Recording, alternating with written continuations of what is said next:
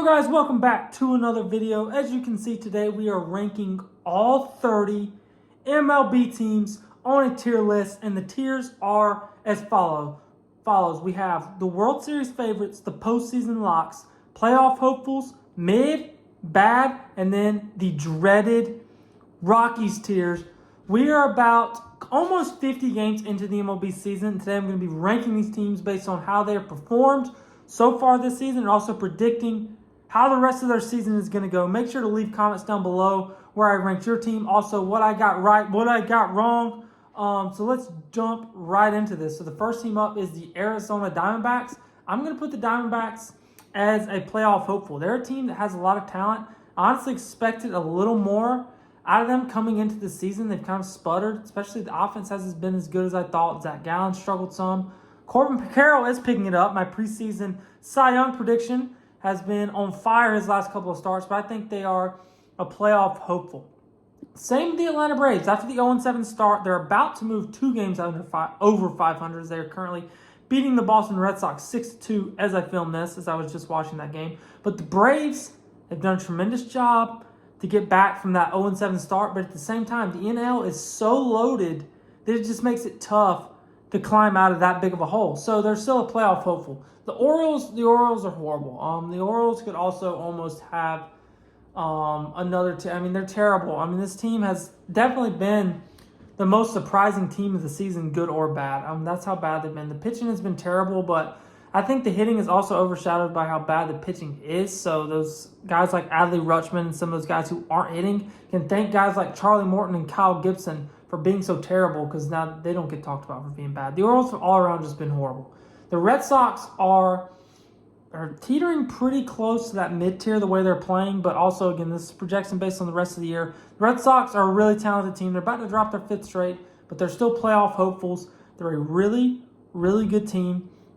And I think they still have a chance to make the postseason, but they've got to get it going. You cannot wait until July and August to get it rolling. The Cubs are a postseason lock in my opinion. This has been, again, they've been a pleasant surprise, especially the offense for the Cubs has been a pleasant surprise. This is a team the last couple of years has had some decent expectations after spending some money in free agency, getting guys like Dansby Swanson. Then you go out and trade for Kyle Tucker this year, and they are just smashing the baseball. I mean, the Cubs are hitting, if it moves, they're hitting it. They're raking top to bottom, and Pete Crow Armstrong is incredible. One of the most electric players in all of baseball. The Cubs are a postseason lock. The White Sox are bad. The White Sox are better this year. They're a little better. They've got some bright spots, especially in the rotation, guys like Sean Smith. And then Miguel Vargas has been hitting the cover off the ball the past few weeks. They have some bright spots, but still the White Sox are a long way away. The Reds are the definition of mid. This is a team a couple years ago after they got scorching hot and they were hammering the baseball that everybody expected to take the next step. Next year, they were even worse last year than they were 2 years ago, and this year they're not looking so hot. They can't hit, man. They're so inconsistent on the offensive side of the ball, and it's really frustrating. I know for Reds fans it has to be really frustrating. The Guardians are a playoff hopeful. I'm a Guardians fan. This roster, hey, it's not the best in the world, but the Guardians just find ways to win baseball games. I know they have to be just an incredibly annoying team to play against. I don't know if you guys can attest to that as watching them as an opposing team, but they have to be just really hard to play against, because it's like you'll out-hit them 11-4, and then you'll end up losing the game 3-2 because a guy like Daniel Schneemann will hit a 3-run homer, and then all of a sudden the Guardians have won again. But they are getting cracked pretty good by the Reds right now, who I was just pretty harsh to a second ago. But the Guardians are still going to be 5 games over 500. I think playoff hopeful is still correct spot for them here. And the dreaded Colorado Rockies. The Rockies are off to one of the worst starts in Major League history. They're on pace to break the loss record that was just broken last year by the Chicago White Sox. Rockies, please. I mean, I feel so bad for their fans. This is also an organization that just kind of has not spent enough, probably as much money as they should, similar to some other teams we'll talk about. But they did go get Chris Bryant a couple years ago, and maybe that's why they don't spend money after that, because that signing was horrible. The Tigers, who would have thought a couple years ago the Tigers are going in the World Series favorite category? Yes, I'm taking them to World Series favorites. And again, favorites is like generous. This is just our top tier that we're rolling with. But they are the best team in the American League. How could they not be a World Series favorite? If you're the best team in the American League, it gives them a clear path to get to the World Series. The AL is weak, and the Tigers are the best team in the AL. Not only can they pitch, we knew they could pitch coming into the year. We knew the bullpen was good. We expected better. We knew what Tariq Skubal was going to get us, but when guys like Casey Mize and Reese Olson are also electric, and then they're raking. They have like the third best runs per game in the entire MLB. They're just hitting the ball all over the park. They have been incredible to start the season.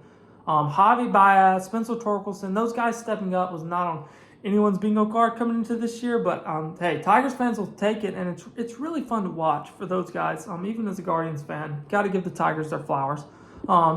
Houston is a playoff hopeful. They're kind of mid, but they're Houston, so it's like, they're going to hang around, then probably, wouldn't be surprised in a weak AL. They're probably going to end up sneaking in to the playoffs.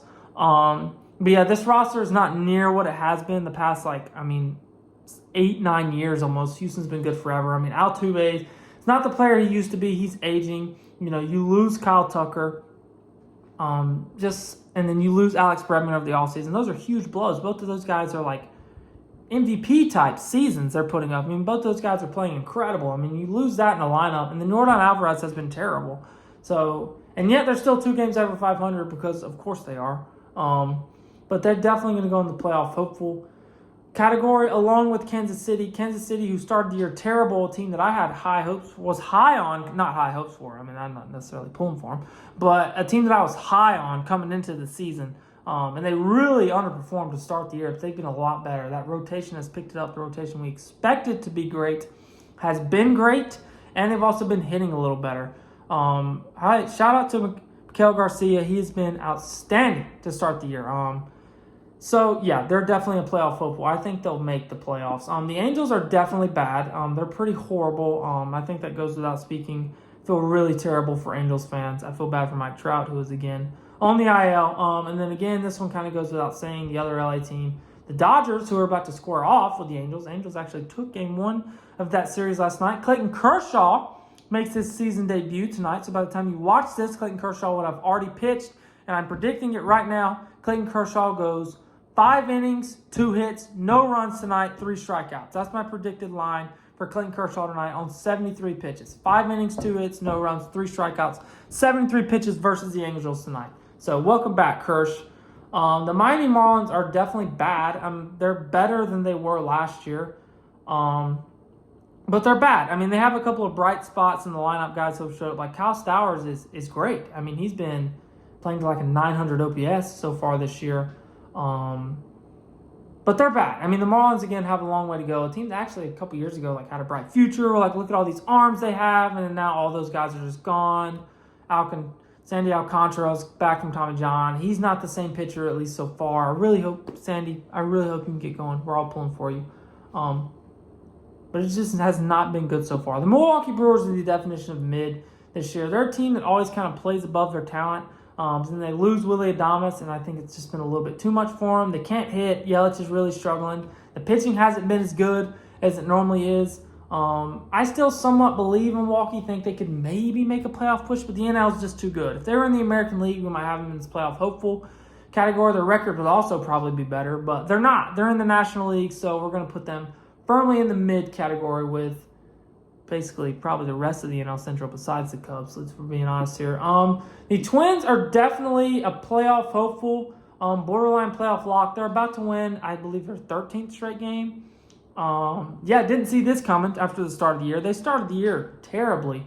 But they're a team that I think is going to make the playoffs. I even almost have more confidence in them making it than my Guardians. My Guardians they just have not looked good over the last couple of weeks. And the Twins have looked great, but it's baseball's a marathon, not a sprint. We know that. We just took 3 or 4 from the Twins a couple weeks ago. But the Twins, they have a lot of bright spots. If Byron Buxton is healthy, he is electric. One of the most fun players to watch in baseball. Baseball is better when Byron Buxton is in it and hitting and healthy and stealing bags like he is this year. And then the Twins' rotation is awesome, and so is their bullpen. And they can hit enough to where the Twins are going to make the playoffs, in my opinion. The Mets are a World Series favorite. The Mets are the best team have the best record in baseball, I believe. They just beat the Yankees today in Yankee Stadium. That was a fantastic baseball game. That's been a fantastic series. Cannot wait for Game 3. Tomorrow as Juan Soto made his return to Yankee Stadium, but the Mets, the rotation is awesome. The lineup is good. The bullpen is good, and they just find ways to win close games. And they're a really good team, top to bottom. I mean, there are really no weaknesses in that team. The Yankees, I'm going to throw into this.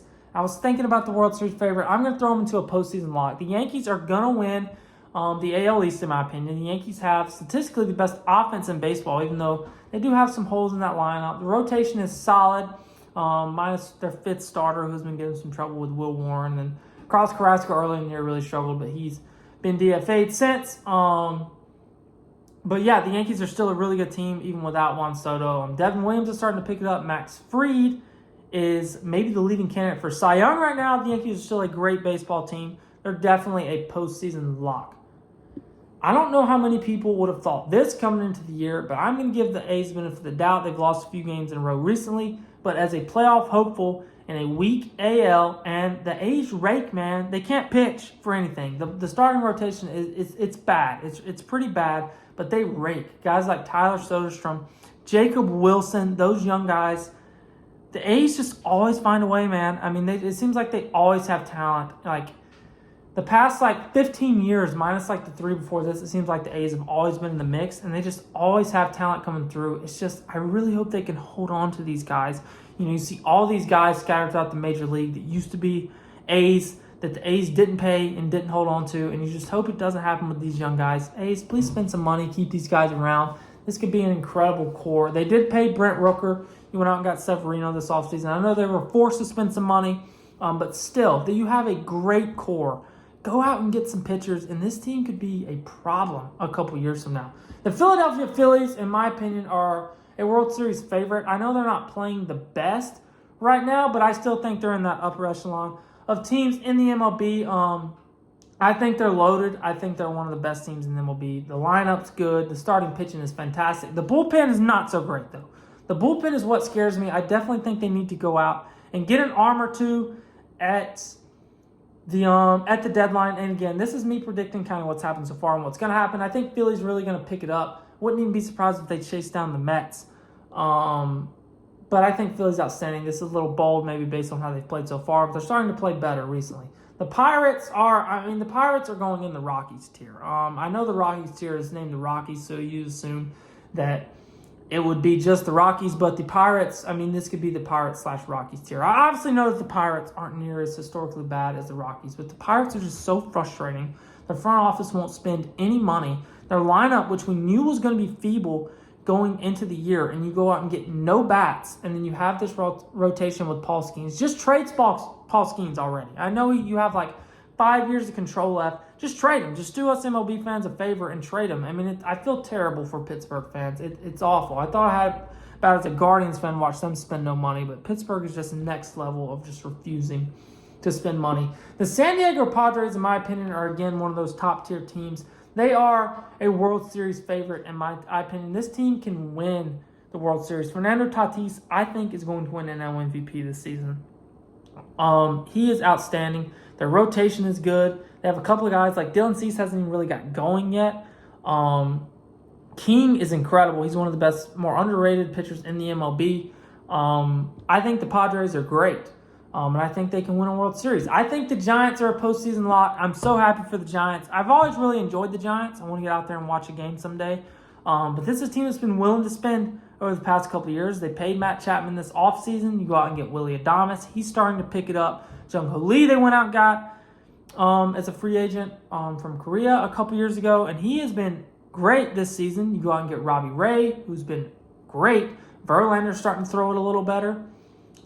This is a really good baseball team, and they're going to make the playoffs, and they have a chance to make some noise in the NL. This is a really good team. Shout out Heliot Ramos, who is also a great player. They're just a really good baseball team.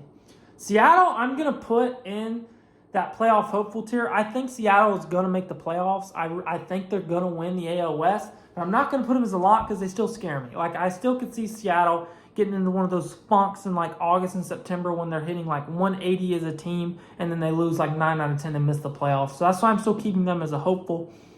They have showed this year that they can hit. I mean, that's another team I was frustrated with in the offseason. You go out and sign no bats after you couldn't hit last year, but, they're hitting a lot better this year. Jorge Polanco has been great.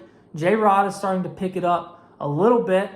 J.P. Crawford has been great after a slow start. Dylan Moore has been awesome. They have guys who are hitting, and then the pitching is not even healthy. Like, once you get guys like Logan Gilbert back and they get those guys healthy, they're going to be awesome. So I really do think they're going to make the playoffs, but still they're going into that playoff hopeful tier. Playoff hopeful, the St. Louis Cardinals. This is the team, if I made this video 2 weeks ago, would probably be in the mid to almost even bad tier, but they are heating up. The lineup is really good. The starting pitching has been way better than anyone could have thought. When guys like Matthew Liberatore have been one of the best left-handers in baseball this year, that's what you get. Surprises like that get you into a playoff hopeful, and I think they're like 5 games over 500, and, in a weak-ish NL Central, they could definitely win enough games to get in. The Tampa Bay Rays are definitely mid. That Rays magic, I don't think they have enough of it this year. They still kind of play above their talent as far as the wins they get, but they're not a great team. They're just mid. Like, they're going to win some games. They're going to finish around 500. I think they'll probably win like 78 to 81 games. They're just mid. I'm also going to put, the Rangers probably should be in the mid tier the way they perform, the way they just actively refuse to hit, but they're definitely a playoff hopeful because of the talent they have, and also the rotation has been awesome. Like, Tyler Mahle, who is throwing right now, has been great this season. So, yeah, Texas definitely has a chance. And I hope they do. They're such a fun lineup. And Jacob deGrom is back. Like, did you see what he did the other night? 8 innings, no-run ball. And his last, 4 or 5 starts have been awesome. After a little bit of a rocky start to the season, the velo is back up a couple ticks. He looks great. I hope the Rangers make the playoffs. They're a really fun team. The Blue Jays are mid, which is kind of sad. They have a lot of talent on that team. Vlad has not lived up. I mean, you got that $500 deal. You're going to be expected to perform like a $500 million player. And, in my opinion, there's 10 to 15 guys in the MLB that I would take over Vladdy. That's just my opinion. I know when he gets hot, he is as good as anyone besides, Aaron Judge and Ohtani when he gets hot. But the problem with Vladdy is he's not hot near enough. He had the MVP second finish in 2021, and he was great last year. Other than that, it's been a lot of mid for Vladimir Guerrero, who was paid $500 million, which, in my opinion, that's too much money. But the Jays could not let him walk.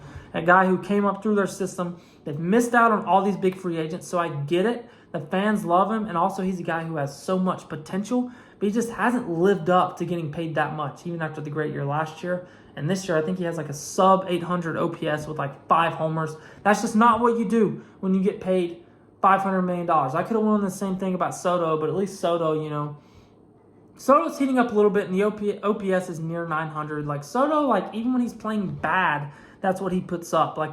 Soto's floor is a lot higher than Vladimir Guerrero's floor. Their ceilings are around the same place. It's just that Soto's floor is so much better.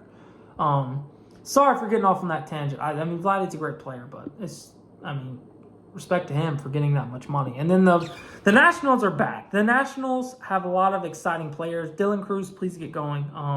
Expect a lot more out of him. James Wood is incredible. Mackenzie Gore, a little bit of a coming out party, even though a bad start last night. But he's striking out everyone. He's going to lead the majors in strikeouts this year, maybe. Then C.J. Abrams is great. So that Juan Soto trade for them ended up going as good as you could imagine, losing a player like that. But that's it. That's where I have the rankings right now. That's where I have it finishing up the rest of the season.